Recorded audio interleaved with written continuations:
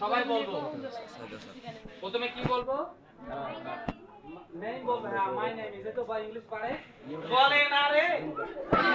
খাইবে রে। তারপরে তোমার নেম, এজ, বয়স। ঠিক আছে? তুমি বলতে পারো আই অ্যাম 77 ইয়ার্স ওল্ড। 77 মানে তোমার তো বুড়ো বুড়ি।